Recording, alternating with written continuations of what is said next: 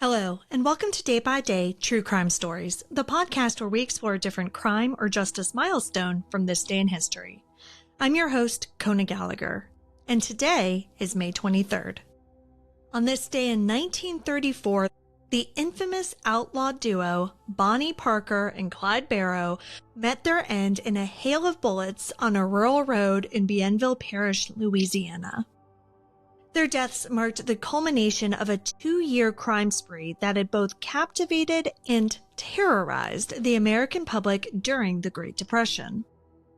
Today, we're going to explore the lives of Bonnie and Clyde, their criminal exploits, and the meticulously planned ambush that brought their reign of terror to a bloody end. Let's get started.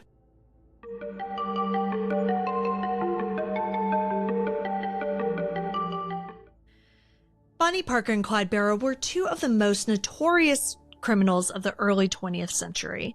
Their partnership began in Texas in 1930, and together they led the Barrow Gang, which was responsible for numerous bank robberies, burglaries, and murders across several states, including Texas, Oklahoma, Missouri, New Mexico, and Louisiana.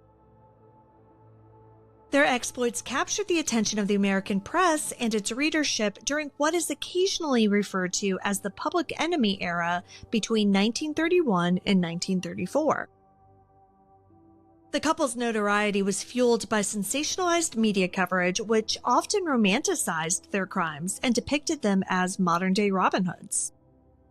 Photographs found at a hideout in Joplin, Missouri, showed the pair posing with weapons and cigars, which only served to enhance their outlaw image. But despite their glamorized portrayal, Bonnie and Clyde were cold-blooded criminals. They are believed to have murdered at least 9 police officers and 4 civilians. And their crime spree left a trail of violence and fear throughout the central United States. Clyde Barrow's criminal activities began in his teenage years, where he engaged in petty thefts and burglaries. He was incarcerated at the Easton Prison Farm in Texas, where he experienced brutal conditions that reportedly hardened him and fueled his disdain for law enforcement.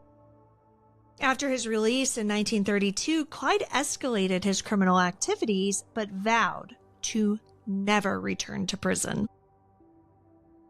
Bonnie Parker, on the other hand, was a bright student and an aspiring poet. She married Roy Thornton at the age of 16. While the marriage was short-lived, the pair never actually divorced. Bonnie met Clyde in 1930, and their immediate connection led her to join him in his criminal endeavors.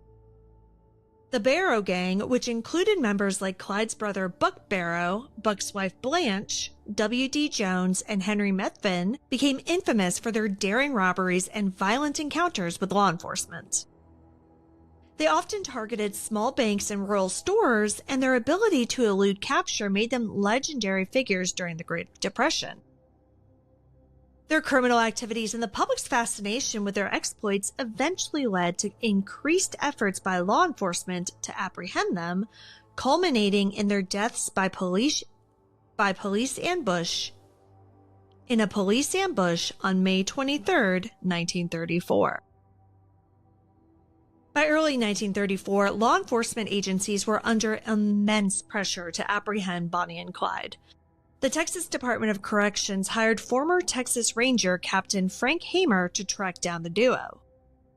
Hamer assembled a posse that included fellow former Ranger Manny Galt and Louisiana officers, including Bienville Parish Sheriff Henderson Jordan and his deputy Prentice Oakley. Hamer's investigation led him to believe that Bonnie and Clyde were in the vicinity of Bienville Parish, Louisiana.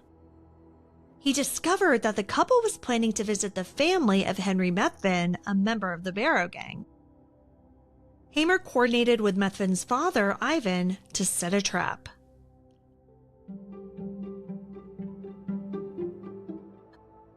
Ivan parked his truck on the side of the road, pretending to have a flat tire to lure Bonnie and Clyde into stopping.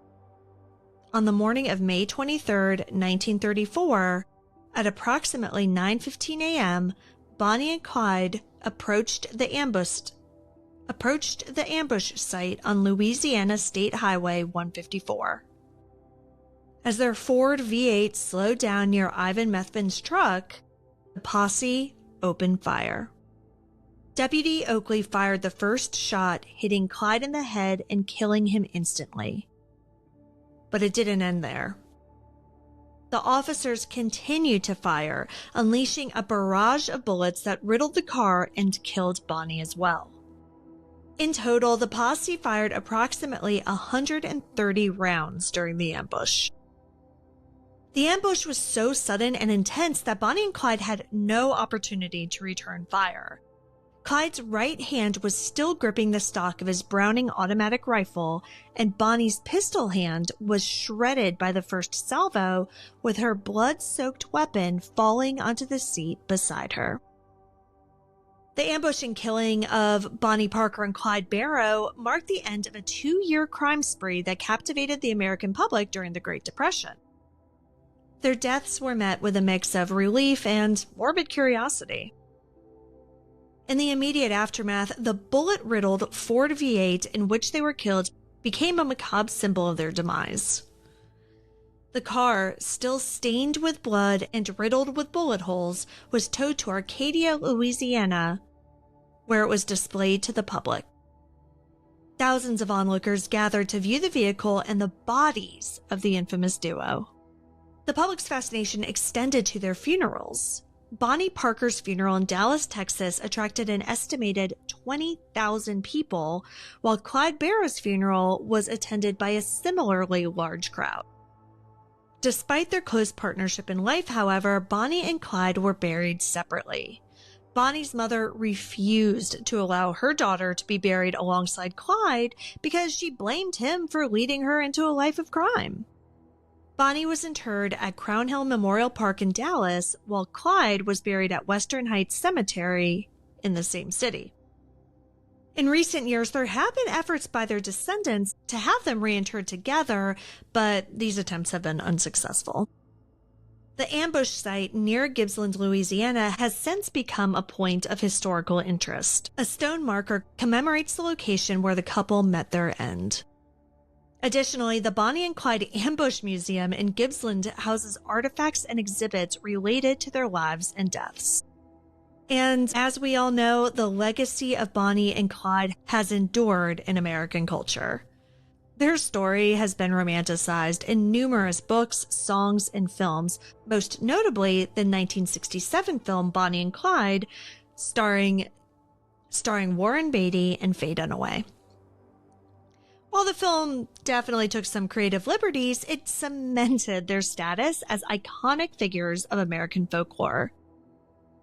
Despite their criminal actions, Bonnie and Clyde have remained figures of cultural intrigue, symbolizing rebellion during a tumultuous period in American history. Thank you for joining me on today's episode of Day by Day True Crime Stories. If you found Bonnie and Clyde's story compelling, please subscribe, rate, and review this podcast. It'll help us grow. And be sure to join me again tomorrow as we explore another significant event in true crime history. Until then, stay safe and remember that behind every headline is a life worth remembering. Day by Day, True Crime Stories is a Little Monster production. Hey, you can do it!